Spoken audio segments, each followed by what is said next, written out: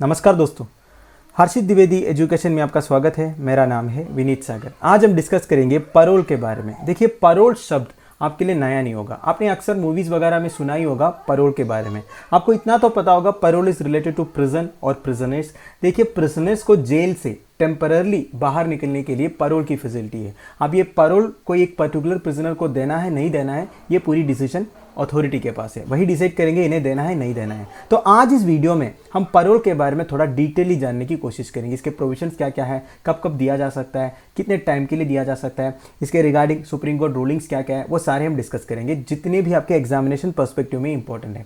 This is going to be a very important topic दोस्तों, इसलिए कि लास्ट प्रीलिम्स का भी क्वेश्चन पेपर अगर आप देखोगे, उसमें दो क्वेश्चन ऐसा था, एक जुडिशियल कस्टडी से रिलेटेड था और एक पैरोल से रिलेटेड था। वो क्वेश्चन भी हम डिस्कस करेंगे इस वीडियो के साथ साथ।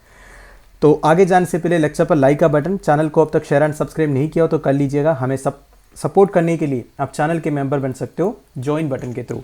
शुरुआत करते दोस्तों। हमारे क्रिमिनल जस्टिस सिस्टम में पैरोल एक इंपॉर्टेंट एस्पेक्ट है। पैरोल का मतलब क्या होता है? देखिए, जब भी कोर्ट एक कन्विक्ट को पनिशमेंट सुनाता है तो वो ऑफेंस की ग्रेविटी के हिसाब से डिफर करता है। कभी 10 साल के लिए, कभी 15 साल के लिए, कभी 20 साल के लिए। तो वो टर्म ऑफ पनिशमेंट खत्म करने से पहले अगर एक प्रिजनर को परमिशन मिल जाता है जेल से बाहर जाने का, उसे हम पैरोल कह सकता है। वो टेम्पररी भी हो सकता है, परमानेंट भी हो सकता है, पर हमारी इंडियन कॉन्टेक्स्ट में पैरोल हमेशा टेम्पररी होता है। मैक्सिमम ड्यूरेशन है 30 दिन का। 30 दिन के अंदर कितने भी दिन परमिशन मिल सकता है एक प्रिजनर को अपने फैमिली से मिलने के लिए, अपने दोस्तों से मिलने के लिए। इसके बाद उन्हें जेल में वापस रिपोर्ट करना होता है। अब ये पैरोल क्यों दिया जाता है? For social rehabilitation. इसका मतलब ये है दोस्तों, देखिए, मान लीजिए एक प्रिजनर 20 साल के लिए कंटिन्यूसली जेल में बंद है, उन्हें एक बार भी जेल से बाहर जाने का मौका नहीं मिला। तो उस केस में क्या होगा? जब वो 20 साल के बाद बाहर निकलेगा जेल से, उसके लिए तो पूरी दुनिया चेंज हुआ होगा, पूरी जो सोशल सेटअप है वो चेंज हुआ होगा। तो बीच बीच में इस तरह पैरोल देने से, थोड़े दिन के लिए पैरोल देने से उन्हें थोड़ा बहुत पता तो चलेगा दुनिया में क्या हो रहा है, तो थोड़ा बहुत वो रिहैबिलिटेट हो जाएगा। तो वह है जस्टिफिकेशन। पर एक्चुअली बताया जाएगा तो पैरोल ऐसे केसेस में दिया जाता है जब इनका कोई इमरजेंसी होता है घर में या फैमिली में, बहुत दिन से वो जेल में बंद है और वो जेल में इनकी जो बिहेवियर है, कॉन्टेक्ट है, वो अच्छा है। तो ऐसे केसेस में कोई भी एक प्रिजनर को पैरोल दिया जाता है। अगर ऐसा कोई सिचुएशन है, तो जैसे कोई नियर रिलेटिव की शादी है, किसी का डेथ हो गया, ऐसे कंडीशंस में, ठीक है। पर देखा जाएगा तो हमारे देश में कुछ अलग सा हो रहा है रीसेंट कुछ ईयर्स में। मतलब जिन प्रिजनर्स को इन्फ्लुएंस है, पॉलिटिशियंस का इन्फ्लुएंस है या फिर वेल्थी है, वो पावरफुल है, तो इनको ईजिली पैरोल मिल जाता है। अनफॉर्चुनेटली हमारे देश में ऐसे हो रहा है। रीसेंट कुछ एग्जाम्पल्स देखने से हमें ये पता चल जाएगा। पर देखिए दोस्तों, वैसे बोला जाएगा तो प्रिजनर्स में मैक्सिमम प्रिजनर्स जो है पैरोल के लिए अप्लाई करते हैं, पर बहुत कम लोगों को मिलते हैं। और ये भी देखने को मिला है उन लोगों को मिलता है जो पावरफुल है, और बाकी जो लोग हैं उनको ऐसे ही डिने कर देते हैं, क्योंकि ये जेल अथॉरिटी या फिर स्टेट अथॉरिटी के पास ये डिस्क्रिशन है किसी को पैरोल देना है नहीं देना है। तो दोस्तों, रीजनली न्यूज़ क्या आया था कि गुजरात स्टेट गवर्नमेंट ने ऐसे दिवाली गिफ्ट प्रिजनर्स को पैरोल देने का अनाउंसमेंट किया है। पर देखिए, ये जो पैरोल देने का अनाउंसमेंट है वो केवल अनाउंसमेंट है। इसका मतलब ये नहीं है सारे प्रिजनर्स को पैरोल दिया जाएगा। बस प्रिजनर्स जो है अप्लाई कर सकते हैं पैरोल के लिए। फिर वो जेल अथॉरिटीज जो है पूरा देखेगा इस प्रिजनर का कॉन्टेक्ट कैसा था, बिहेवियर कैसा था, रीजन कुछ ईयर्स में अच्छा खासा वो बिहेव कर रहा था कि नहीं, तब जाके इन्हें पैरोल देगा। ठीक है, स्टेट गवर्नमेंट ने अनाउंस किया है कि प्रिजनर्स जो है अप्लाई कर सकता है। उनकी जो ऑफेंस की ग्रेविटी देखते हुए जेल अथॉरिटीज डिसाइड करेगा इनको पैरोल देना है या नहीं देना है, बस वही है। तो दोस्तों, the objective of allowing parole क्या है? इसका आंसर सुप्रीम कोर्ट ने एक रूलिंग के थ्रू बताया है। केस था बुथी वर्सेस स्टेट ऑफ राजस्थान, 2005 का केस था। इस रूलिंग के थ्रू इन्होंने 3 ऑब्जेक्टिव्स बोला पैरोल अलाउ करने का। सबसे पहला यह है as a motivator for prison inmates. देखिए, जिस हिसाब से वो अपना जिंदगी जी रहे थे उस तरीके को चेंज करने के लिए एक मौका दे रहे हैं उन्हें। मेरा कहने का मतलब है, देखिए दोस्तों, मान लीजिए एक प्रिजनर को 20 साल के लिए पनिशमेंट दिया। अब वो 20 साल कंटिन्यूसली रहना है उन्हें जेल के अंदर।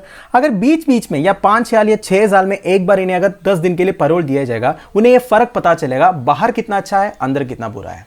तब ये सोचेगा कि जो बाकी बचा हुआ जिंदगी है वो ठीक तरीके से जिए, इसके बाद कभी भी जेल के अंदर आने का ऐसा काम नहीं करें। ठीक है। दूसरा ऑब्जेक्टिव यह है प्रिजनर्स की जो फैमिली रिलेशनशिप है उन्हें इंटैक्ट रखने के लिए। देखिए, चाहे वो प्रिजनर है, चाहे वो बहुत बड़ा ऑफेंस किया हो, फिर भी इनकी भी तो फैमिली है, तो वो फैमिली रिलेशनशिप को इंटैक्ट रखने के लिए कभी कभी इन्हें बाहर छोड़ देना चाहिए।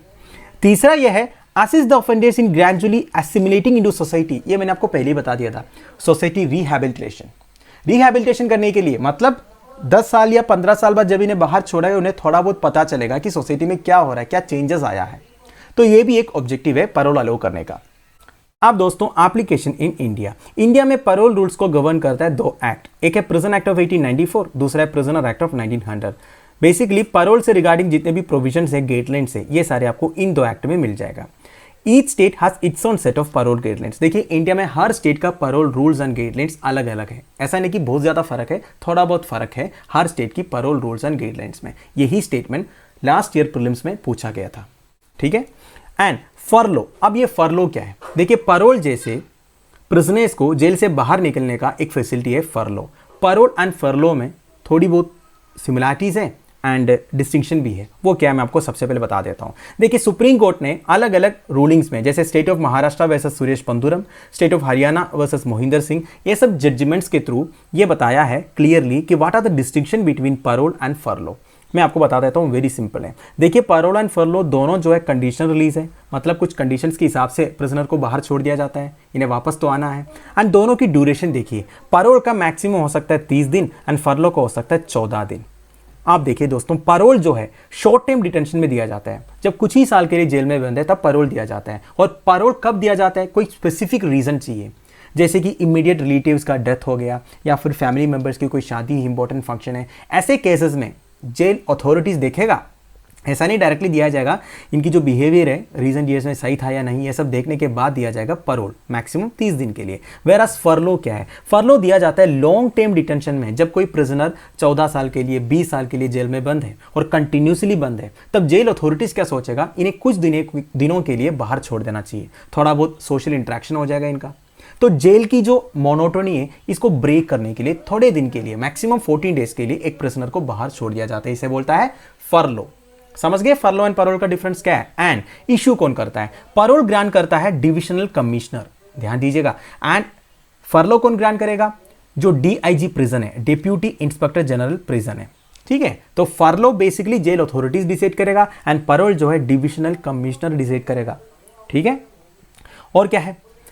In case of furlough, duration of incarceration is not taken into account for calculating the term of parole। देखिए और एक इंपॉर्टेंट स्टेटमेंट आ गया, ये आपसे एग्जामिनेशन में पूछ सकता है। मान लीजिए किसी एक प्रिजनर का इंप्रिजनमेंट है 10 ईयर्स का और इन्हें मिल गया 1 मंथ का पैरोल। अब आप बोलिए इन्हें कितने दिन के लिए जेल में रहना है? मान लीजिए इनका 5वां साल में इन्हें 1 मंथ का पैरोल मिल गया, और ऐसा है क्या 10 साल 1 महीने के लिए उन्हें जेल में रहना पड़ेगा, मतलब जो 1 मंथ ये पैरोल में गया था वो एडिशनली काउंट हो जाएगा। पहले ऐसा था, पर रिसेंटली एक सुप्रीम कोर्ट रूलिंग आया है, ये जो 1 मंथ वो पैरोल में काटा होगा वो भी पनिशमेंट में इंक्लूडेड है, मतलब उनकी जो 10 साल की सजा है वो 10 साल ही रहेगा, वो बढ़ेगा नहीं। एडिशनल ये 1 मंथ जो पैरोल काटा था वो ऐड नहीं होगा। फरलो का केस में भी वही है, अगर मान लीजिए कोई भी एक प्रिजनर फरलो में 14 दिन बाहर था, ये भी इंक्लूडेड है, ठीक है, कोई एडिशन नहीं होगा, ये आप ध्यान दीजिएगा। Parole can be given multiple times versus furlough has a limit. Furlough का भी लिमिट है, वो कितना इधर बताया नहीं है, पर पैरोल मल्टीपल टाइम्स में दिया जा सकता है, वो आपको मैं आगे बताऊंगा कब कब दिया जाता है। Furlough can be denied in the interest of society because it is not granted for a specific reason. मैंने आपको बता दिया ना कि फरलो के लिए कोई स्पेसिफिक रीजन नहीं चाहिए। जब एक प्रिजनर बहुत ज्यादा दिन के लिए जेल में बंद है तब दिया जाता है फरलो। अगर इंटरेस्ट ऑफ सोसाइटी, मतलब अगर ऐसा है कोई प्रिजनर बाहर निकलने से सोसाइटी के लिए कोई हानि पहुंचाएगा, ऐसे केसेस में फरलो डिने भी कर सकता है। कोई सीरियल मर्डर है, कोई बहुत बड़ा ऑफेंस करने वाला बंदा है, तो इन सबको फरलो वैसे देते भी नहीं है, ठीक है, ये बाहर निकलने से प्रॉब्लम होगा। आप देखिए क्या लिखा है, 2 टाइप्स ऑफ पैरोल है, एक है कस्टडी पैरोल, दूसरा है रेगुलर पैरोल। ये क्या है मैं आपको डिटेयली आगे बताऊंगा, इधर रुक जाइए। आप देखिए कौन कौन से केसेस में पैरोल नहीं दिया जाता है। ऑब्वियस ही बात है दोस्तों, those who pose a threat to national security, जो टेररिस्ट वगैरह होता है, जो नेशनल सिक्योरिटी के लिए थ्रेट है, इन लोगों को जब अरेस्ट किया जाता है, चाहे वो लॉन्ग टर्म के लिए हो शॉर्ट टर्म के लिए हो, इन्हें पैरोल नहीं दिया जाएगा इन एनी केस, ठीक है। दूसरा नॉन इंडियंस, देखिए नॉन इंडियंस को भी अरेस्ट करते हैं ना, अगर कोई बाहर के कोई सिटीजन आके इधर कोई ऑफेंस किया तो उन्हें भी अरेस्ट करेगा, उन्हें भी जेल में डाल देगा, तो उनके लिए भी पैरोल नहीं दिया जाएगा।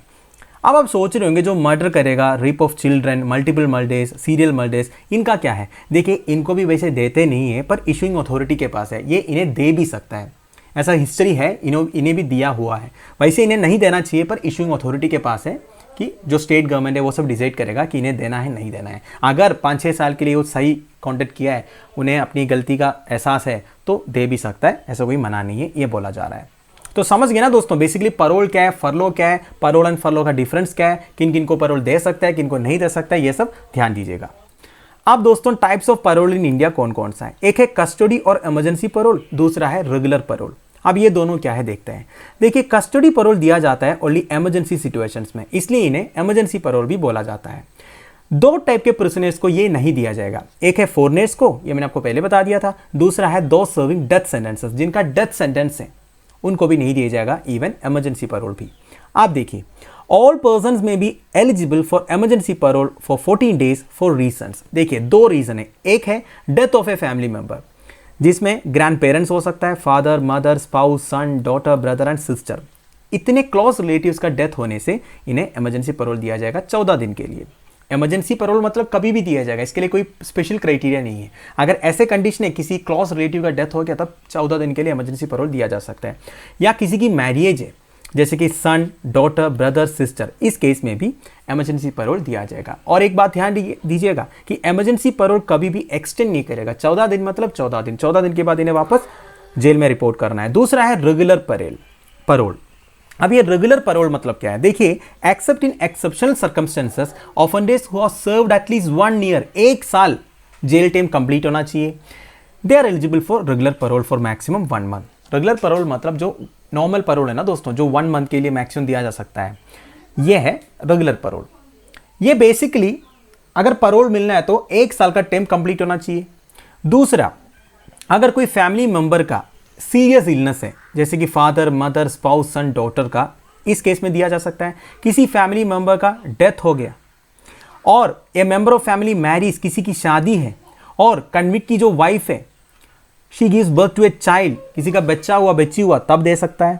मेंटेन सोशल और family ties, natural calamities cause serious harm to convict family life और पोसेशंस। देखिए कोई नेचुरल कैलामिटी हो गया, घर में बहुत सारा प्रॉब्लम हो गया इस केस में, एंड सोशल और फैमिली टाइज को इंटैक्ट रखने के लिए ये भी कोट कर सकता है। कोई भी एक प्रिजनर जो है मेरी फैमिली इंटैक्ट रखने के लिए, मेरी जो सोशल लाइफ है उसको इंटैक्ट रखने के लिए मुझे कुछ दिन के लिए छोड़ दिया जाए, इस केसेस में भी परोल दे सकता है। And continue to file a special leave petition, कोई अपील फाइल करना है, जैसे कि कोई कोर्ट ने इनको सजा सुना दिया 10 साल का, अगर इनको सुप्रीम कोर्ट में अपील फाइल करना है तो इस केस में भी दिया जा सकता है रेगुलर परोल जो है। तो रेगुलर परोल तो नॉर्मल परोल हो गया, एंड ये जो इमरजेंसी परोल है ये मैंने बता दिया, ये मैक्सिमम 14 दिन के लिए दिया जा सकता है। ठीक है, तो आप बस यही ध्यान दीजिएगा, इमरजेंसी परोल जो है मैक्सिमम 14 दिन का है, रेगुलर परोल जो है मैक्सिमम 30 दिन का है। अब दोस्तों what are the eligibility for grant of parole. देखिए परोल या फरलो ग्रांट करने के लिए कुछ बेसिक एलिजिबिलिटीज है, कुछ बेसिक क्राइटेरियाज है, वो क्या क्या है। सबसे पहला तो 1 साल का जेल टाइम कंप्लीट होना चाहिए, ये मैंने आपको पहले ही बता दिया। दूसरा, प्रिजनर का जो बिहेवियर है, कॉन्टैक्ट है, वो अच्छा होना चाहिए। ऑब्वियस सी बात है, जो मिसकंडक्ट नहीं करेगा, जो सभी के साथ अच्छा बिहेवियर करेगा, उन्हीं को कंसिडर किया जाएगा परोल या फरलो के लिए, ऑब्वियस सी बात है। दूसरा, अगर एक पर्टिकुलर प्रिजनर को पहले कभी परोल मिला है या फरलो मिला है, तब इन्होंने कोई क्राइम किया है, उस टाइम पे बाहर जाकर कोई क्राइम करके आया, तब इन्हें नहीं देगा। अगर ठीक तरह परोल में जाके या फरलो में जाके वापस रिपोर्ट किया है, तब जाके अगला परोल के लिए कंसिडर किया जाएगा। यह मैं सेकंड परोल की बात कर रहा हूं, ठीक है। 14, the convict should not have broken any of the terms and restrictions. देखिए कोई भी टर्म्स एंड रिस्ट्रिक्शंस वो तोड़ना नहीं चाहिए अगर इन्हें पहले कभी जेल से बाहर छोड़ा है, ये भी देखा जाएगा। And minimum of 6 months should have pass since the previous parole was terminated. देखिए अगर इनको पहले कभी परोल दिया है और वो परोल के 6 महीने के बाद ही अगला परोल दिया जाएगा, ठीक है। 6 महीने के अंदर, मतलब एक परोल एंड दूसरा परोल के बीच में 6 महीने से ज्यादा टाइम होना चाहिए। So this are the basic conditions for granting of parole. तो दोस्तों दैट्स एंड ऑफ इट। एक बार हम यूपीसी प्रीलिम्स 2021 में जो क्वेश्चन आया था वो भी देख लेते हैं। आप इस क्वेश्चन का आंसर आप आराम से दे पाओगे। देखिए, with reference to India consider the following statements. When a prisoner makes out a sufficient case, parole cannot be denied to such prisoner because it becomes a matter of his or her right।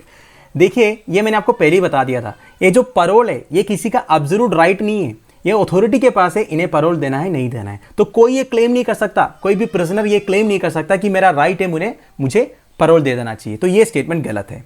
दूसरा क्या है, state governments have their own rules which prisoners release on parole rules. ये थोड़ा गलत है, फिर भी मैं बता देता हूं क्या लिखा है। स्टेट गवर्नमेंट्स का अलग अलग रूल्स है पैरोल का, ये मैंने आपको क्लियरली बता दिया था ना पिछले स्लाइड में, तो ये स्टेटमेंट सही है। तो answer is option B, two only. इस तरह की कोई भी स्टेटमेंट आपसे पूछ सकता है कोई भी एग्जामिनेशन में, जितने मैंने डिस्कस किया। मुझे नहीं लगता पैरोल या फरलो के बारे में इससे ज्यादा कोई क्वेश्चन आपसे पूछेगा।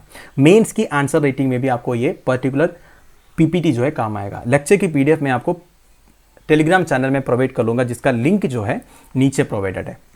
सो आप लोगों की वैल्यूबल सजेशंस कमेंट्स आप मुझे प्लीज़ कमेंट बॉक्स में बता दीजिएगा। मुझे पता है वीडियो थोड़ा सा लंबा हो गया क्योंकि चीज़ें इतना था बताने के लिए, वैसे और भी बहुत कुछ चीज़ें मैंने थोड़ा सा कंसेस करके बोला है आपको, वैसे बता के बहुत ज़्यादा टाइम हो जाता है दोस्तों, इसलिए मैं थोड़ा सा कंक्लूड करके बोल देता हूँ, ठीक है। So that's the end of it. Thank you for watching, bye bye, have a nice day.